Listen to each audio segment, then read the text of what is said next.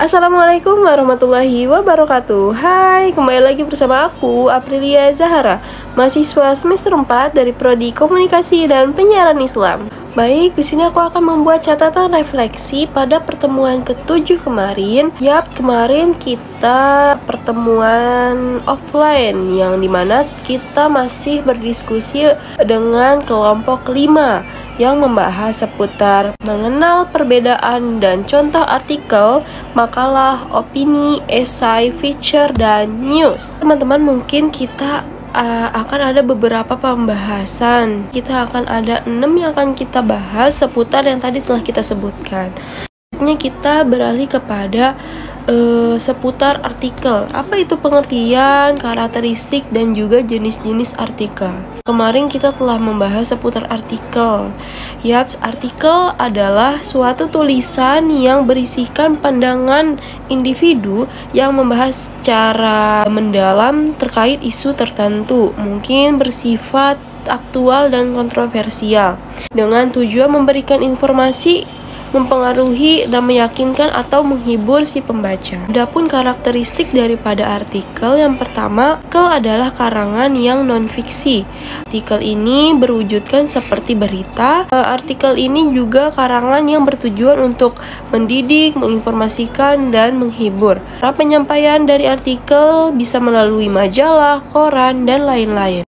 Dan adapun jenis-jenis artikel, yang pertama ada jenis artikel narasi, deskripsi, argumentasi, dan persuasi. Selanjutnya kita akan membahas seputar makalah. Apa itu makalah? Makalah adalah salah satu bentuk tulisan ilmiah yang menganalisis isu tertentu berdasarkan studi literatur atau dengan penelitian lapangan. Penyusunan makalah ini bertujuan untuk memenuhi kewajiban tertentu yang bersifat akademis maupun non-akademis. Apapun ciri-ciri penulisan makalah, yang pertama, makalah dituliskan menggunakan bahasa yang lugas, sederhana, ringkas, dan akurat. Juga disusun dengan secara sistematis dan komprehensif. Dan juga besertakan analisis serta penafsiran, harus bersifat objektif. Dan adapun sistematika penulisan makalah, yang pertama itu ada cover, ada kata pengantar, isi, bab pendahuluan, bab pembahasan, bab penutup yang isinya kesimpulan dan saran, ada daftar pustaka. Oke, selanjutnya kita beralih kepada seputar opini. Apa itu opini? Opini adalah merupakan suatu jenis tulisan yang berisikan tentang gagasan, ulasan, serta kritik terhadap persoalan yang sedang terjadi. Macam-macam opini ini ada opini pemikiran, harapan, tanggapan, ide, gagasan, usul, saran, kritik, dan masih banyak lainnya. Adapun struktur karya tulis opini, itu yang pertama ada menentukan ide, yang kedua itu ada membuat judul opini, yang ketiga ada buat paragraf pembuka, isi opini, dan paragraf penutup. Adapun cara penulisan artikel opini, yang pertama tentukan topik atau peristiwa yang akan kamu bahas selanjutnya. Yang kedua itu ada kemudian tentukan posisi atau arah artikel kamu, pro ataupun kontra. Selanjutnya yaitu pastikan kamu mengikuti struktur penulisan artikel opini secara runtut agar tulisan kamu dapat menarik perhatian dan mudah dipahami oleh pembaca. Selanjutnya seputar esai. Esai adalah tulisan prosa yang menggabungkan fakta dan opini dan bersifat subjektif. Dan adapun struktur esai, ada pendahuluan, isi, dan penutup. Dan adapun karakteristik esai, yang pertama ada berbentuk prosa atau bahasa sehari-hari, dan gaya penulisannya beda-beda setiap penulis, ada khasnya. Dan yang ketiga itu tidak membahas topik secara utuh. Karakteristik esai ini singkat. Dan adapun jenis-jenis esai, jenis esai deskriptif, ada esai tajuk, pribadi, refleksif, dan masih banyak lainnya. Cara pembuatan esai yang pertama itu menentukan topik, menentukan tema atau tujuannya, membuat kerangka tulisan, outline-nya, dan yang selanjutnya itu mengembangkan tulisan. Kita beralih kepada seputar feature. Apa itu feature? Feature adalah sebuah karya tulis yang penulisannya ini sangat ringan sekali dan subjektif mengenai objek tertentu.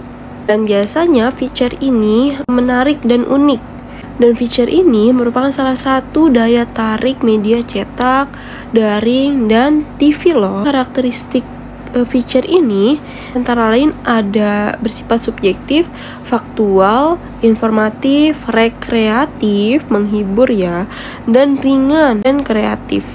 Adapun tahapan penulisan feature, tentukan peristiwa dan jalan ceritanya, check and recheck dan triple check jalan ceritanya, memastikan sudut berita point of view, menentukan lead, lalu menuliskan berita. Adapun jenis-jenis feature, yang pertama itu ada feature perjalanan, feature deskripsi, adapun feature wisata, budaya, sejarah, profil, dan masih banyak lagi. Terakhir ini kita beralih kepada seputar berita.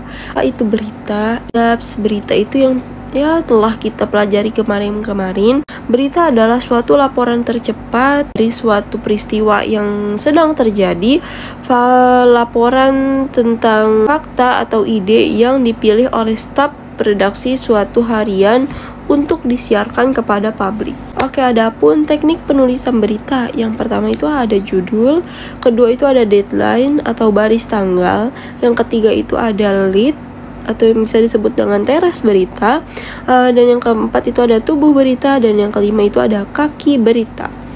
Oke teman-teman semua, mungkin tadi kita telah mengulik atau mengulas kembali seputar 6 pembahasan yang kemarin kita diskusikan bersama kelompok 5. Mungkin itu karya tulis ilmiah yang dapat kita gunakan atau kita pakai sehari-hari maupun sedang terjadi, ada peristiwa yang sedang terjadi. Teman-teman, terima kasih banyak untuk segala kekurangan dan kelebihan darinya dari Allah. Wassalamualaikum warahmatullahi wabarakatuh. Terima kasih.